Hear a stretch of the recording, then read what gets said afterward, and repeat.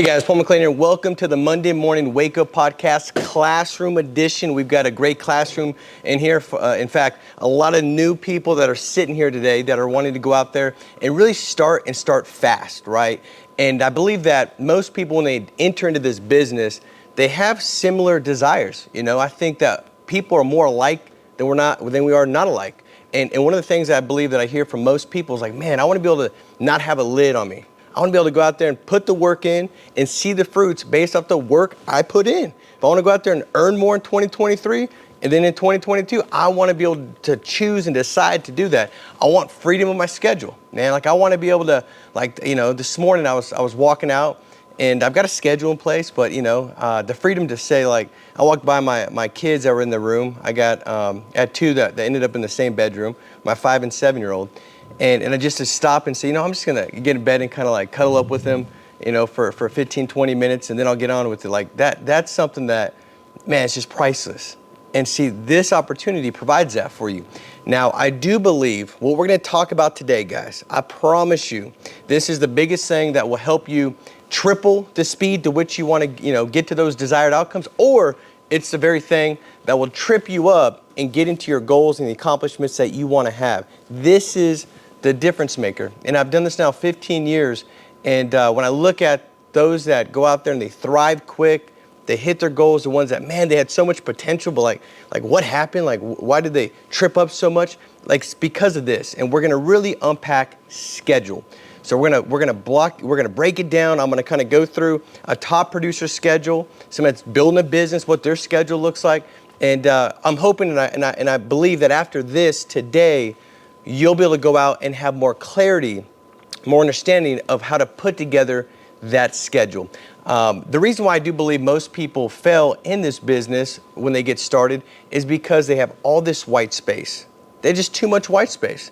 I think that we get in and we want to be self-employed, but I love what scripture says, man, who's given much, much is required. So you've been given it. If you're watching this, you're probably in this spot. But what's required is your ability to be the employer that outlines, that organizes, that structures the schedule.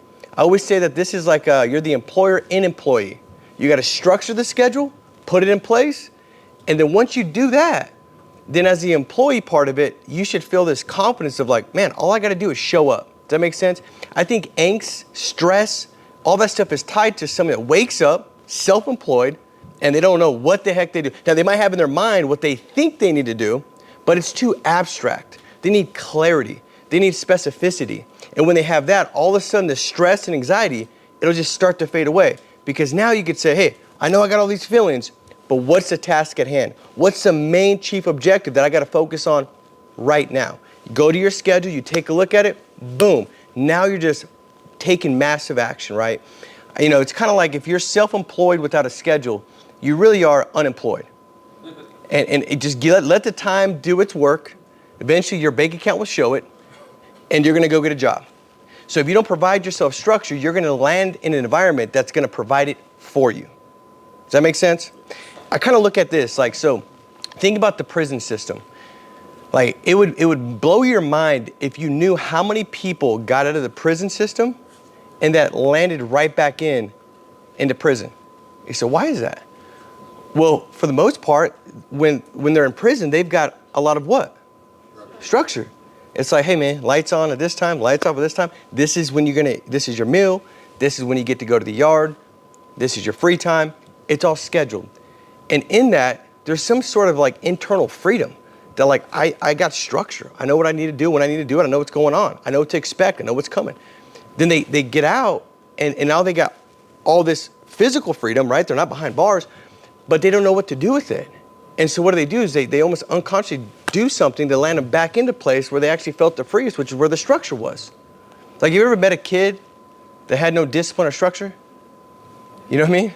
Like little Billy comes up and just kicks you in the nuts and runs off. You know what I mean? Like, you probably got a nephew or something like that. You're like, what the heck, dude? What's wrong with you?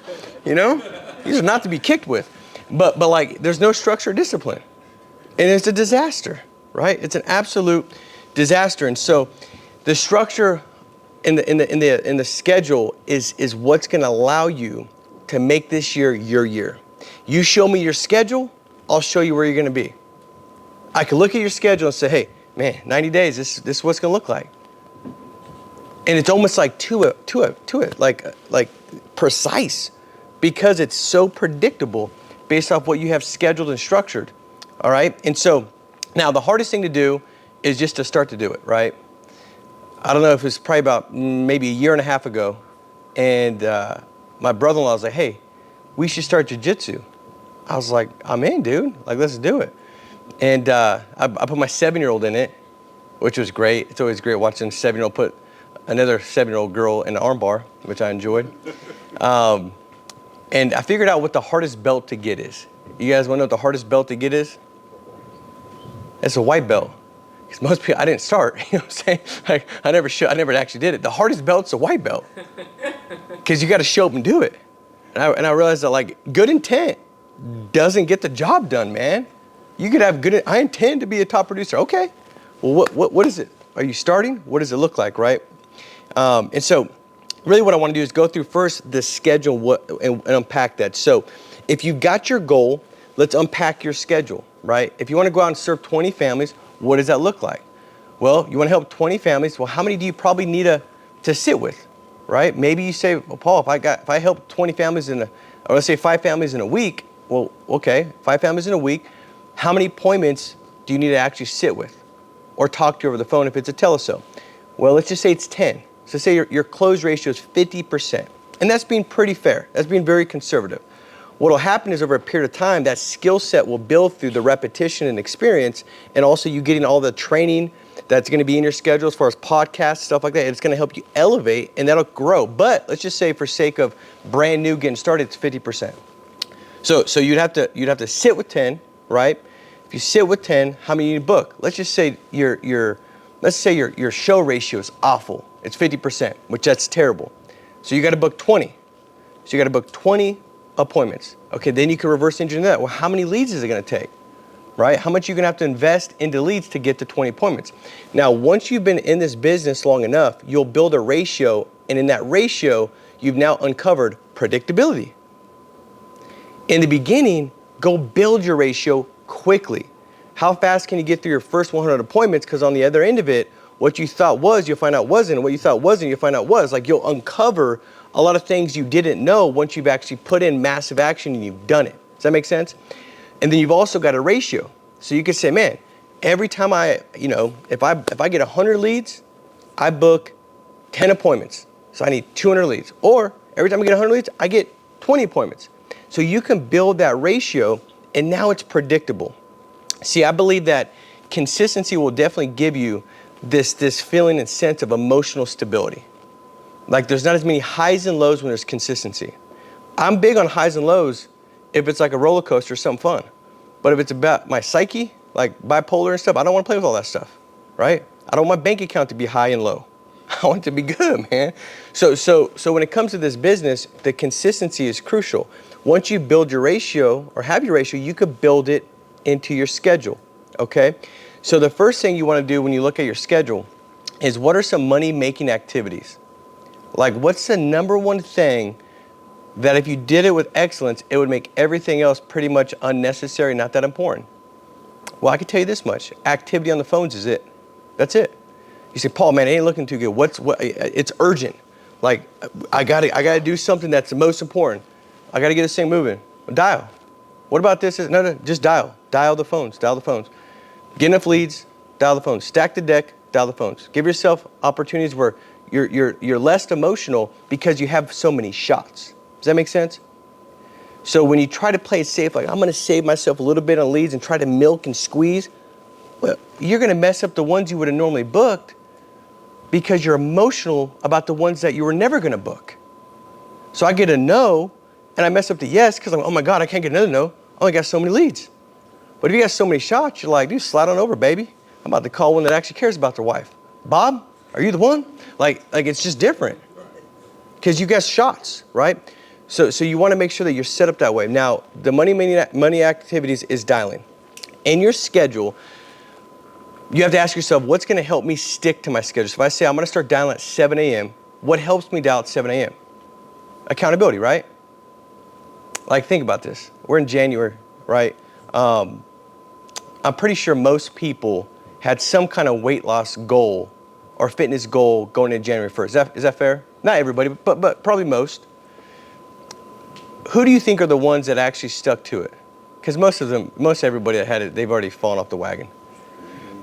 It's the ones that had personal trainers or accountability. Like I love the fact that, you know, Trey and Sam, they go work out together and they send me a picture. And Nick now too, like 4 a.m. I get a picture of them sweating, cardio day, and they're all dripping sweat. It makes me feel like a loser. I like it. But they're all working out more consistently than ever before. Fair? Ever before. Why? They're doing it together. Trey's probably like, dude, I don't want to go today. But heck, Sam's going to be there. Sam will have a day where he's like, dude, I don't want to go today.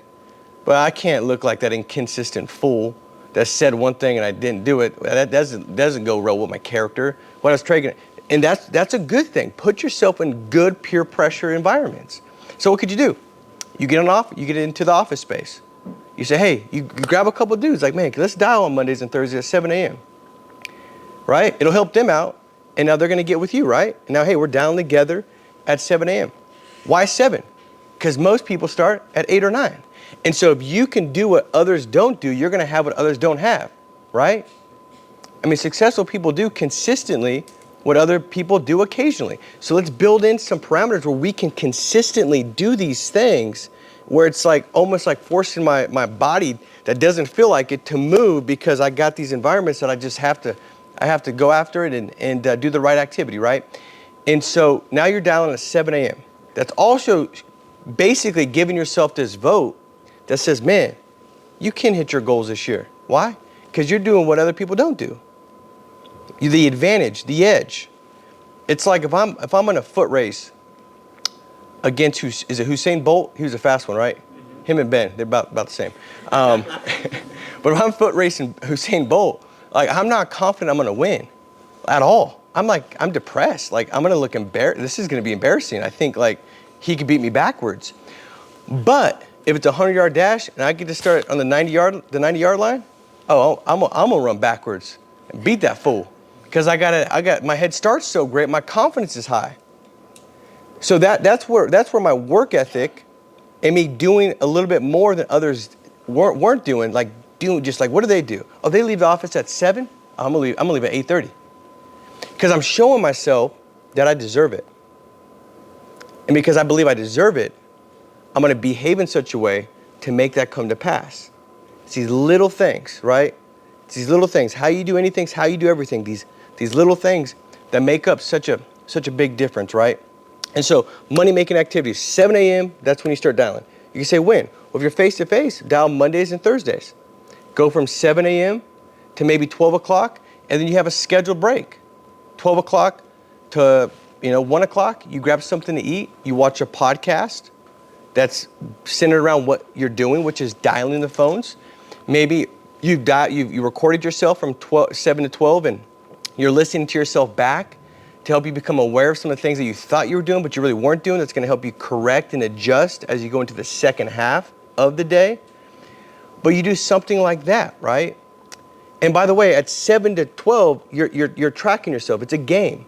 Like, okay, my goal is I got to make, if you're using phone burner or whatever, like I got to make $80. What do you make with phone, like an hour? What's the average? Phone burner? Yeah, how many dials? You could do like 70, 80 an hour. Okay, so $80. I got to do $80 an hour.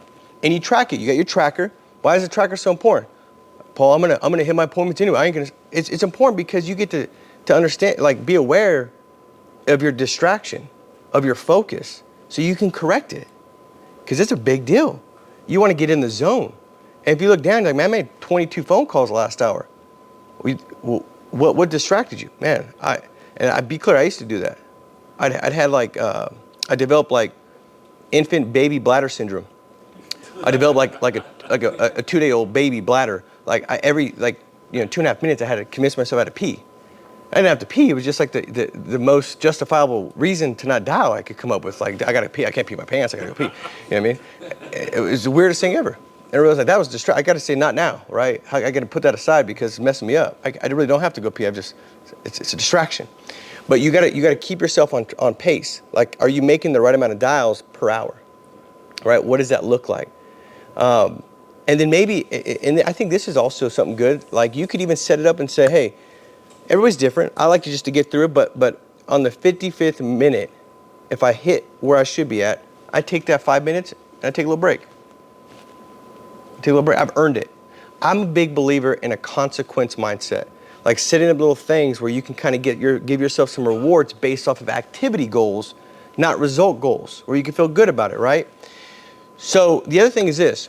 So you're dialing Mondays and Thursdays if it's face-to-face. If it's telesales, you could do this throughout the entire week. I would just say, hey, oh, by the way, after 1 o'clock, you get back on the phones. And then you go until you hit your goal. Because you got to show yourself, man, like you're not going to give up. You're going to hit your goal. Now, for me, I put a consequence in place, a reward in place, because I wanted to build a business, right? I didn't want to sell forever. So once I hit my appointment goal, if it was at 3 o'clock I hit it or 2 o'clock, then I had earned the right to go build my business. I had earned the right to work on my business. But first and foremost, I had to work my job. My job was selling insurance because that's what I can control. I got control over that. And I gotta put this activity in because I know this activity is gonna lead to this result unequivocally. Like that's a fact. So I know I'm good there. Once I've hit that, then I can go do some DMs, reach out to some people, message some people on Instagram, right? I could call some recruiting leads. I could do some activities that will help me build my business. All right. Now, the other thing, as far as with the telesales, if the telesales, what I would suggest is, and by the way, even if it's face to face, get on a Zoom. So you'd be like, Paul, I don't have an office. Get on a Zoom. You can do the same thing. You can connect with somebody on a Zoom and say, hey man, you want to commit with me where every single day we can hop on at 7 a.m.? Find some kind of buddy that you can build that accountability with, right? And the person's probably like, shoot, why'd they ask me that? And you're probably like, shoot, why'd I ask them that? Because you kind of didn't want to commit to 7 either. Just like everything in life. In the moment, it sounds like I don't want to do it. But in the end, in hindsight, you're like, thank God I did that, man. I feel so much better. Like I feel like a better human being because I did it. So stop focusing on what feels good in a minute, but in the long term causes destruction and discord. Think about what does it suck? What sucks in the minute, but in the end, there's growth, there's progress. It's building me up. I'm getting better, whether that's my faith, my finances, my franchise, business, my family, my friendships. Like what is building that up, right? All right, so once you've done that, I think it's very important that every night, at the end of the night, to ask yourself, like, how did the day go? Did you accomplish what you wanted to accomplish? Right? How did it go? What did you learn today? And really kind of that helps you go through the day and look at the lessons, the no-shows, the no-sells, whatever it may be, and you can find that seed of greatness that's in that mud of failure, and you can focus on it. And if you can see it, you can receive it. And it's how you perceive it. So if you could go back through and say, what did I learn today?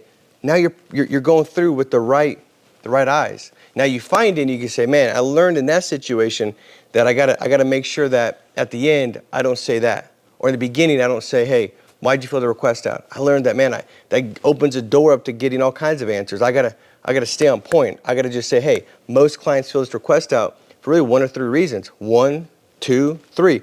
What made the most sense for you? I learned that today, right? So at the end of the day, asking yourself also, to the point of being the employer-employee relationship, is asking yourself, man, at the end of the day, would I promote myself, right? If I'm the employer, based off of my activity today, right? You structured the schedule, you planned it out, you built a schedule because you're the employer, you got to do it. But now you're the employee. You went out and executed in that schedule. And you're asking yourself, I know this sounds kind of weird, because 2 of you, not to be like schizophrenic or whatever, but like track with me here. But you're asking yourself, like, would I promote myself based off of today's activity, like what I did, or would I fire myself? And see, that's a great question, because you can now become aware and say, man, if I would have promoted myself, even though I'm not seeing the fruit now, oh, it's going to come. It almost helps you build expectation and helps you endure, the seed sowing process, because you're like, man, I would have promoted myself, dude. Like I was there at 6:45. Made my first dial at 6:50 a.m. I had my leads printed off. I was prepared. Man, at 12 o'clock, I read a little bit of a book, listened to a podcast, took some notes, got back on one. Man, I would have promoted myself. I was on it. Shout outs and DMs. I got 2 people invited to look at the opportunity with Family First Life. My goal is to invite 2 people. I love what Trey says. Hey, just invite 2 people to see the opportunity they never saw before every day. Just make that a simple, simple goal. You do that over a long period of time, the compound effect will happen. All of a sudden, you got a big business. So I would have promoted myself. Or after so many, such a period of time, you're like, dude, I would have fired myself. Like, I sucked today. I didn't get to the office until 7:45. I didn't have enough leads. I knew I didn't have enough leads, but I convinced myself I had enough leads because I don't want to buy more leads. But now that I look back, I should have bought more leads because now I was dialing the same leads and it was just a waste of my time. Like I would have fired myself. Well, don't end it all now. But if that compounds the next day, I mean, you're going to have to end up going to get a job because it ain't going to work because your schedule is in line with the results you want. The schedule's the process. The schedule's the root, right? It'll eventually produce whatever fruit that you're disciplined in over a period of time. All right, the next thing is this. In your schedule, and I mean, I can really go through like certain things that you should do. Like if you get a no-show, what do you do? I know that top producer, when I made this decision, like when I get a no-show, then I do this. And that's a great way to build a new habit. Once I do this, then I do this. So once I had a no-show, because everybody has no-shows, right? Once I had a no-show, I'm going to go door knock 5 homes. So that little, habit or discipline, man, it led to so much more additional family served and income, because now it was, once I get no-showed, I do whatever I feel like doing. So I pull over, scroll Instagram, go to Starbucks, just sit there and drink a caramel frappuccino, which is what I used to do back in the day before I understood that there was 582,000 grams of sugar in them. But I'm just gonna do that. I'm just gonna do that. Like, opposed to, no. I'm intentional. I'm a custodian of my schedule. I don't wanna lose what I've been blessed with. Because, man, if I'm not a good custodian of it, that thing could get taken away. Right? Try not to be a good custodian of your kids and see what happens. You know what I'm saying? Like, just leave them at the house for months or 2. See what happens. Like I got to be a custodian of my schedule, or else I'll lose the ability to be the one that manages it. And I'll have to go get a job where somebody's going to manage it for me. So I was scared. Like, dude, I got to make sure I'm every minute is accounted for. So, I mean, there's all kinds of little things that you can do between the no-shows and go to that last appointment. Just be asking yourself, what's the little bit extra I could do? What I realize is that most fruit in this business comes when you've given what you believe is your all. You've given it your all. And what you do above that, that's where the fruit is. That you can look at the big businesses, the agencies you've hired, it's like, man, I didn't even have to have that conversation, but I know, I just went on my way and I thought maybe they did, hey, do you know anybody that'd be interested in an opportunity like this? And they led me to this person, that person. Like, it's just the way it works. Man, I was gonna go to that last appointment, but I was like, I got to do it anyways, because I started thinking like, this thought lead to success or failure, and I'm going to go anyways because they might be there, and if they're there, and I convinced myself that every client buys after 8, even though it's probably not true, but I had to convince myself of it, so I went, and I helped this many. I'm telling you, it's just little things. Next thing to put in your schedule is personal growth. You got to have some personal growth. It's like this business, man, you can start to go out there and see some good fruit pretty quick, man. And I almost look at it like I've seen really good people just self-sabotage. Like, what the heck? That dude was helping 30 families a month, had this going on, and like, why do you do that?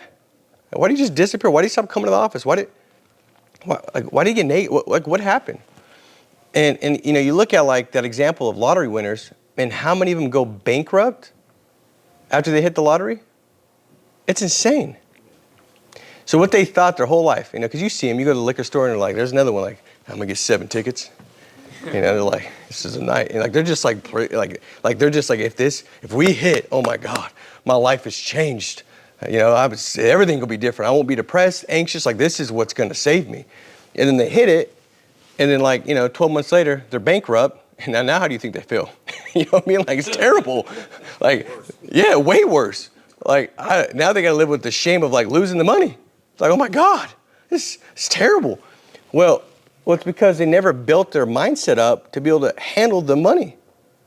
No different than why somebody could lose all their money that's built millions and millions of dollars, and they go bankrupt and they'll go get it back. Why? Because they built it. They know what it looks like. They've got those principles. They've got that mindset. It's just like a thermostat, man. And everybody has it. You got a thermostat. And you got a financial set on that. So if it's 70 degrees and you're just used to making this amount of money, man, you get in this business, you could pop that bad boy to 90 degrees. What happens when it goes to 90 degrees? Same thing. What happens is AC comes on because it's set at 70. It says, it's hot as heck up in here. You can get it. You ain't 90 degree kind of person. You're 70. Let's get that thing blowing. All right, now you're down to 70 degrees again. Well, what happened? We just blew the money out, stopped showing up to the office, got negative, started to complain. Just you self-sabotage. You figure out a way to blow it. It's like a lottery winner. They go buy a $5 million house and forget there's property taxes. 1% on $5 million is quite a bit, dog. That's $60,000 a year. And now they're like, I can't pay $60,000 a year, and they lose the house, right? And then the smart person that built financial wealth, they go buy the house from them. So you got to develop your blueprint. You got to raise the thermostat. Well, how do you do that? It's your personal growth regimen. Like reading, right? Like getting on podcasts, listening to people that have gone the way before you. I mean, I thank God that I found this at 19 because I started to reprogram the way I was bred, man. My environment, what I had experienced, my upbringing. I didn't have nobody show me wealth files. It was just plumber. My dad was a plumber. My mom was a PTA mom. She still brags about it. I worked hard. I'm like, you did, Mom, but you made no money. Volunteering at the school all the time, which I love. But I didn't have anybody show me what that looked like.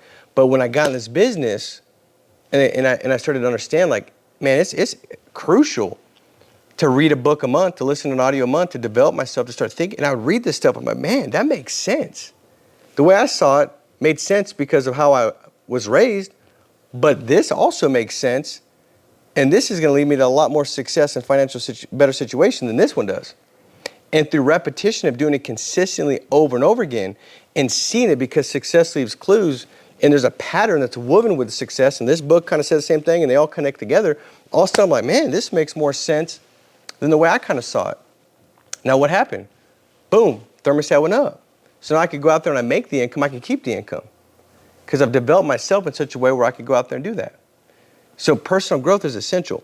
Business growth in your schedule, right? The podcasts, T&Ls, AMS, making sure that they're in there live so you never miss them. And then you could go back and rewatch the ones that meant the most to you. See, I think sometimes the ability just to go watch everything back after it's played is detrimental. You say, why is that? Well, it's detrimental because most of the time you don't go back and rewatch it. It's detrimental because your 9 o'clock, 10 o'clock, 11 o'clock, 12 o'clock, and 1 o'clock appointment, what you missed at the 8 o'clock podcast would have helped you close those 4 you just sold. But hey, I could watch it afterwards. But if you stick in your schedule and you watch it live, and then you can say, man, which one spoke to me the most, and then you can go back through that, right? And watch that one 5, 6, 7 times to really get that ingrained in you, to really consume it to such a high level that it becomes a part of your new mental makeup and how your belief system is structured. Oh, that's a big deal, right? So that's important. Last thing I say is this, guys, having a morning routine is really important too. Every morning, I call it pavers. I pray. I wake up in the morning, the first thing I do is I say, man, hey, thank God today's gonna be a great day. It's the first thing I try to say. Right away. I say it out loud. Sometimes my wife's like, what did you just say? And then I'll put my phone in the bathroom with a bottle of water. And when my phone goes off at 4:30 a.m., my wife's not ready to wake up. Okay? I need to wake up. She's not ready. So when that thing goes off, if I don't get out of bed, she's got one of those donkey kicks, she just wham, I'm like, what the heck? She's aggressive. She is not a big fan of waking up when I'm trying to wake up. And so she get up, and I'll get up and I'll that water bottle's brand new, and I got to shotgun that thing. Imagine like shotgunning a beer, and you put that thing back. That's the stuff that wake you up. So I'm up because you're dehydrated at night. So you pound a bottle of water, hey, and it fixes it. Because I know if I don't do that, I'm inclined to hit snooze. You said, not me, Paul, I'm super motivated. Well, good for you. I got to put disciplines in place so I don't screw things up, because by nature, I'm a disaster. I will not choose to do the right thing. And then I get up, I go through my prayer, right? I pray out loud for 10 minutes. And then I meditate. I do my affirmations, right? So I kind of have these who goals, like who do I need to be this year to achieve what I want to do? I got who and do goals. So the who is like, man, I got to be a disciplined leader that loves and serves people. And so I got these different who, and that's what I affirm. That's what I speak out loud, man. I'm a disciplined person. That's my word for the year is discipline. I felt like last year I wasn't as disciplined as I needed to be. So my declaration is I'm self-disciplined, I'm a disciplined person. Christ in me is greater than the wrong desires in me. I say it every day, and I got a bunch of different affirmations to go with it. And then I visualize. I visualize the day I want to have. So I see the big things that are already in my schedule because, again, I've been a good employer. I've outlined them. I got to see those things and me behaving in a way, not necessarily the result, but behaving in a way that's at the highest level. Because if I can mentally rehearse that, that will build me up faith, right? So what I don't see, because it's not actually happened yet, I've got assurance and confidence that I will see it. So now when I go do the activity, it's more likely to come to pass. So I visualize it, I see it, I rehearse it. And then I go into and I read whatever book I'm reading that day. Usually it's always the Bible in the morning. I just read the Bible in a year. I'll find a scripture that stands out to me, and I'll write that down. I'll put the observation, the application, like how I'm going to apply it, observation, what I see in the scripture, application, how I'm going to apply it in my life, and I put a prayer. So it's like a soap. It's scripture, observation, application, prayer. So I do that, right? And then I go and I work out. So that's my morning routine. So it's pavers: prayer, affirmation, visualization, exercise, reading, and scribing, which scribing is just journaling. Made my acronym work, you know what I'm saying? All right, so pavers, that's what I do early in the morning, and it makes a big difference. So this is a stuff that will help with your schedule, right? And how you keep your schedule sustainable is having a very clear why of why you're doing this. Because it's going to suck.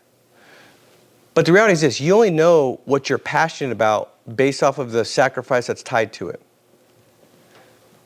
So if I can build my passion through a list of the reasons I've got, I'm more likely to sacrifice what I feel like doing that day and stay more on point, on focus, because I'm thinking about the reasons why I'm doing this.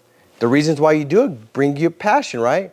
If you think about, man, I want to take care of my kids. I want to get my kids to college. You think about, man, I want to be able to, whatever those things are, I want to donate to this just church. I want to be able to help my mom out. I want to be able to live here, get my kids to go to this private school. I want to be able to be financially free and have the time to create memories. These are the memories I want to create. This is why I want to create them.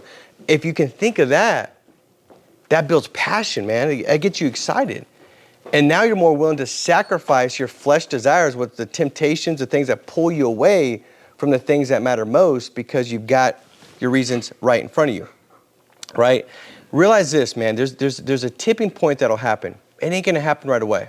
Just like boiling water. It's all, I can't remember the degrees and all that kind of stuff, but it's all the same until it hits that one degree. You guys know what it is?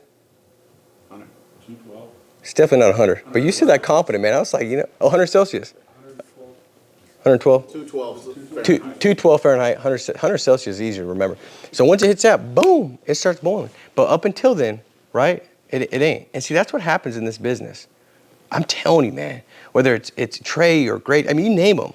It's like people are like, oh my God, look, it's boiling water. Like they're killing it. Look at the production. Look at the volume. And what they don't realize is like, dude, it finally just came to pass. All those late nights, all those early mornings, all those times where they said no to what they really kind of wanted to do, but they delayed it, the delayed gratification, all those hard times they didn't really want to invest in the resources, but they did anyways, all those long drives. It just finally came to pass. There's a tipping point, and you just got to realize that it's going to happen. It's typically, you're closer to that thing starting to boil for you when you think you're the farthest from it. Why? Because the amount of time is the longest. You've been at it the longest. So you think like, man, I'm the farthest. This ain't gonna pop. And then all of a sudden it does. You just got to be faithful. You just got to keep at it. Last thing I tell you is like, expect to fail. Just expect it. You're gonna have a schedule. and you're going to mess it up. Heck, I think I mess it up every day. I got my intentions, what I want to accomplish, and stuff happens. But I'm just trying to get a little better, 1% better, right?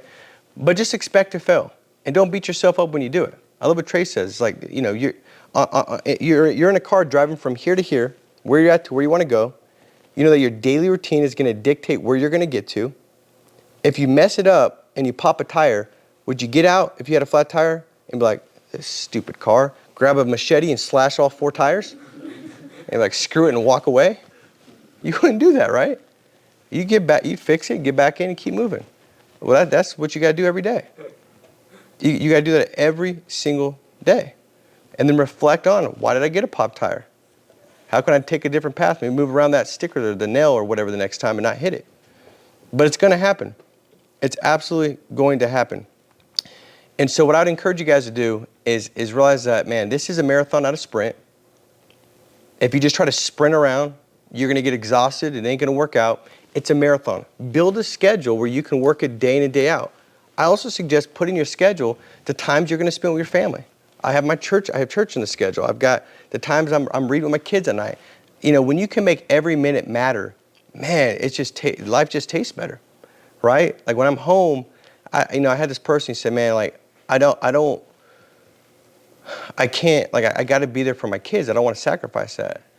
I said, dude, listen, you know, my dad worked as a plumber. He got home at 3, 4 o'clock, you know, most days. But he, you know, we didn't have a relationship. He would, go watch TV. He'd just go do whatever he was doing, right? There was not a quality of time. There's quantity, wasn't intentional. I said, man, I could tell you my 20s, I barely remember because I sacrificed so much because I wanted to get to this place of freedom. And I can tell you this much, like as much as I was working 100 and some hours a week, getting home late, my relationship with my kids was great because I had quality of time. I knew, okay, I'm going to get home at 8 o'clock after my dial session from 8 to 8:30. I'm going to ask them how their day was, what did they love, what did they learn. I'm going to read with them. I'm going to pray with them. I'm going to do affirmations with them.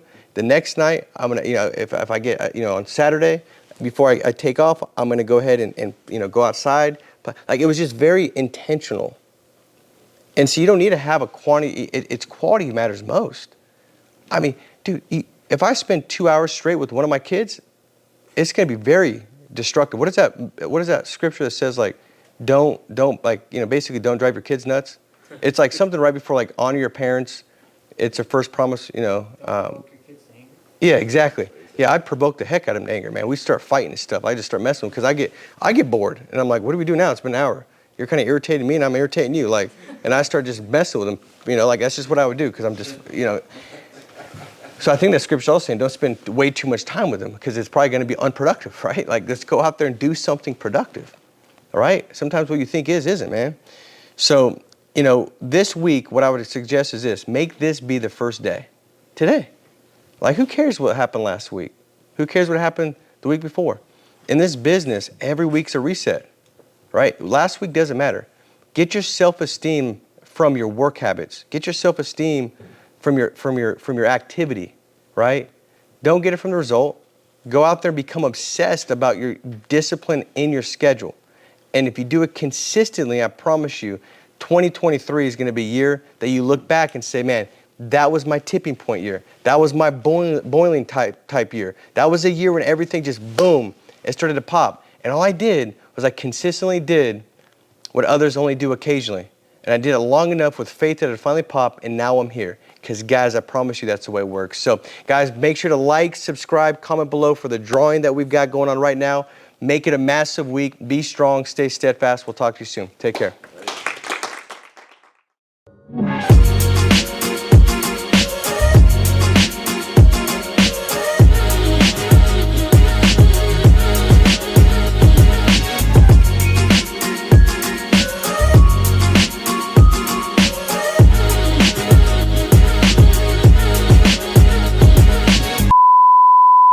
What's going on, guys? You know what time it is. We're giving away $250 worth of leads to 4 lucky people. If you commented on last week's video, which is playing right over here, you're automatically going to win $250 in free lead credits. So comment on this video right down below right now for your chance to win next week. Now, without further ado, let's see who won this time. Mauricio Ventura, so good. Need this on Mondays. Our second winner is Declan Uzman. Great podcast. Our third winner is Anastasia T. Great podcast. Thanks so much for the time and energy you pour into us. I appreciate it. Take a lot of value from these podcasts. And our fourth and final winner is Dorothy Tublu. Great information. Guys, it's that simple. Just leave a comment and you can win $250 worth of free leads. That's free money in your pocket that can help expand your business dramatically. So, leave a comment every week and we'll see you next time. Take care.